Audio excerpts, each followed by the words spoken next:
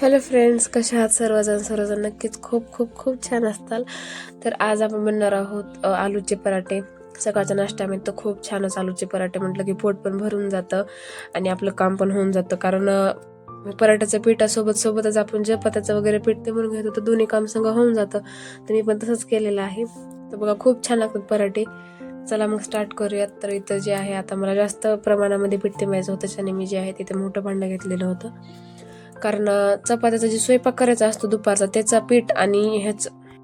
तर बघा आता इथे जे आहे ते माझं पीठ ते मळून झालेलंच आहे ना. थोडासा आणखीन वरतून तेलाचा हात घेतलेला आहे, फक्त मी थोडंसं तेल घेतलेलं आहे. मध्ये पिठामध्ये मी तेल काही तसं टाकत नाही, कारण त्याच्याने जास्त चपात्या अशा साईडने त्याचे काटं उडलेले दिसत. त्याच्याने थोडंसं वरतून तेल लावायचं आणि मग त्याला पिठाला मऊ करून घेताना तेव्हाच लावायचं. तर आता हे पहा मस्त चांगल्या प्रकारे जे आहे ते आपलं कणिक मळून झालेलं आहे आणि याला थोडंसं तेल लावून जे आहे ते आपल्याला ठेवून द्यायचं आहे साईडला थोड्या वेळासाठी. म्हणजे जोपर्यंत आलू वगैरे होतात किंवा आलूचा आपला मसाला वगैरे असतो त्याच्याने ठेवून द्यायचं आहे आपल्याला याला साईडला. कुकर घेतलेला आहे. थोडेच पराठे करायचे होते मला, फक्त नाश्त्यापुरतं तिथे घेतलेले आहेत आलू आणि मस्त चांगलं त्याला तो उकळण्यासाठी ठेवून द्यायचा आहे गॅसवरती.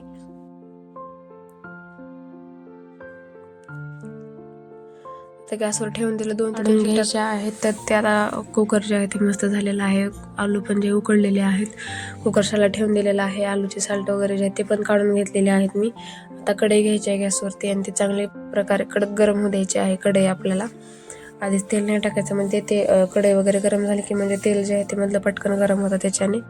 तर कढई चांगल्या प्रकारे गरम झाल्यानंतर मग त्याच्यामध्ये आपल्याला तेल टाकून घ्यायचं आहे. तेल पण चांगल्या प्रकारे कडक गरम होऊ द्यायचं आहे आपल्याला.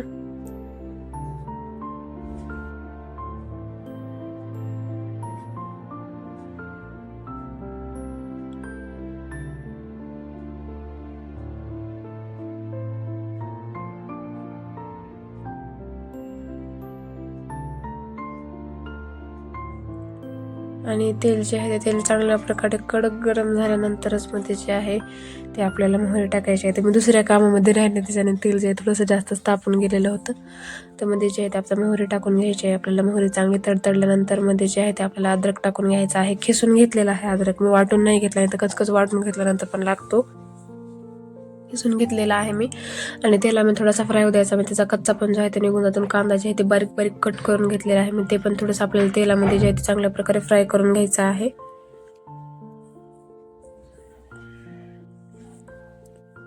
आणि चांगल्या प्रकारे तेलामध्ये कांदा परतल्यानंतर मध्ये जे आहे त्यात आपल्याला टाकून घ्यायचं आहे मीठ. आणि मीठ टाकल्यानंतर थोडंसं आणखी फ्राय करायचं, जेणेकरून कांदा जे आहे ते पटकन फ्राय होतो.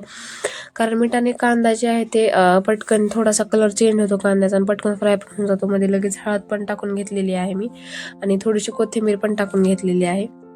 लसूण पण टाकू शकतो आपण, पण मी लसूण नाही ॲड केला, फक्त अद्रकच टाकलेला आहे. नाही तर बटाटा जे आहे ते बटाटा पूर्ण मी जे आहे त्याला मॅश करून घेतले. पोटॅटो मॅशरने पूर्ण प्रकारे त्याला मॅश केलं, म्हणजे गाठी वगैरे मध्ये राहू दिल्या नाहीयेत. तर ते आलू जे आहे ते आलूचं आता मिश्रण पूर्ण जे आहे ते याच्यामध्ये टाकून घ्यायचं आहे.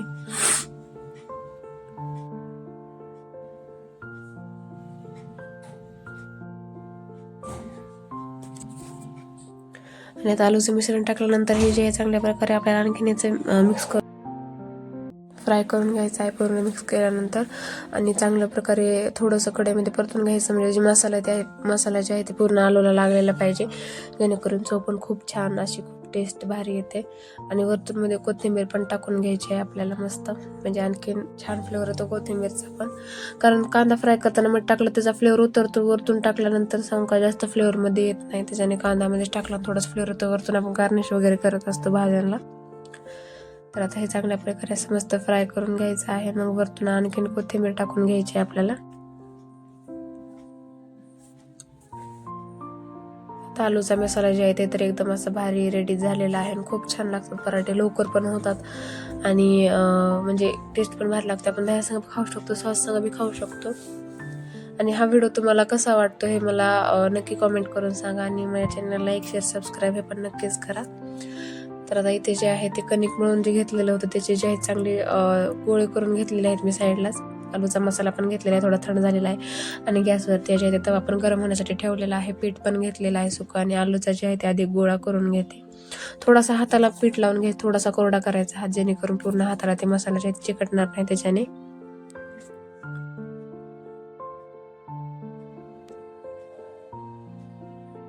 तर ते जे आहे ते आपल्याला एक गोळा घ्यायचा आहे आणि आता ते जे आहे थोडंसं पीठ लावून घ्यायचं आहे त्या गोळ्याला आणि हाताने चांगल्या प्रकारे असं करून घ्यायचं आहे. असं म्हणजे मध्ये खोपा केल्यासारखं करायचं आणि त्याच्यामध्ये मग आपल्याला जे आहे ते आलूचा मसाला भरायचा आहे. असं साईडनं दोन्ही हाताने प्रेस करत करत जे आहे ते बरोबर तसं करून घ्यायचं आहे आपल्याला.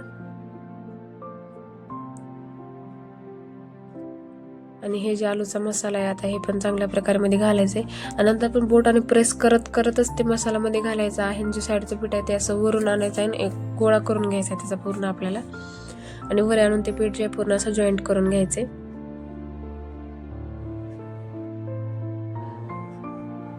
तर हे चांगल्या प्रकारे आता मस्त असा याचा गोळा करून घ्यायचा आहे आणि वर जे राहिलेलं पीठ असतं एक्स्ट्राचं पीठ जे आहे ते पूर्ण असं काढून घ्यायचं आहे आपल्याला आणि मग त्याला जे आहे चांगल्या प्रकारे गोळा करून चांगलं असं पिठाने जे आहे ते वरी खाल्लं तर चांगलं याला खालतून वरून असं जे आहे ते आता पीठ लावून घ्यायचं आणि बेलन पण घेतलेलं आहे मी आता. आणि मग पराठा जे आहे ते आपल्याला पूर्ण प्रकारे असं लाटून घ्यायचं आहे. हलक्या हलक्या हाताने साईडने लाटायचा, मधामध्ये जास्त लाटायचं नाही. स्टार्टिंगला 1-2 वेळेस बेलन फिरवलं बस झालं, मग शेवटी 1-2 वेळेस फिरवायचं. तर जास्त करून आपल्याला साईडने लाटून घ्यायचं आहे. हलक्या हलक्या हाताने जे आहे ते लाटून घ्यायचं आहे आपल्याला.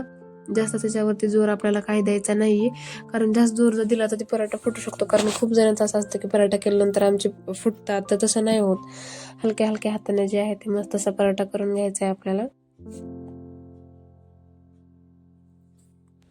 इथे तेल जे आहे चांगल्या प्रकारे म्हणजे कढईला लावून घेतलेलं आहे, मी तव्याला लावून घेतलेला आहे. मी वरती पराठा बी टाकलेला आहे. आता खालून चांगला भाजू द्यायचा आहे. त्याच्यानंतर मगच आपल्याला पराठा जे आहे ते पलटून घ्यायचा आहे.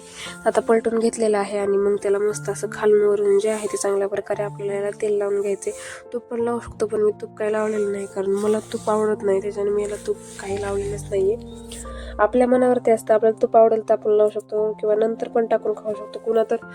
कुणी तर न तूप लावता न तेल लावता पण पराठे करतात, तर ते आपल्या मनावरती असतात. तर मला तेल लावून असं आवडतं, त्याच्याने मी याला तेल लावून घेतलेलं आहे आणि मग आणखी एकदा पलटवून घेतले. मी इकडच्या साईडने पण तेल चांगल्या प्रकारे लावून घ्यायचं आणि मग चांगले असे मस्त खरपूस जे आहे ते हे पराठे जे आहे ते भाज द्यायचे आहेत.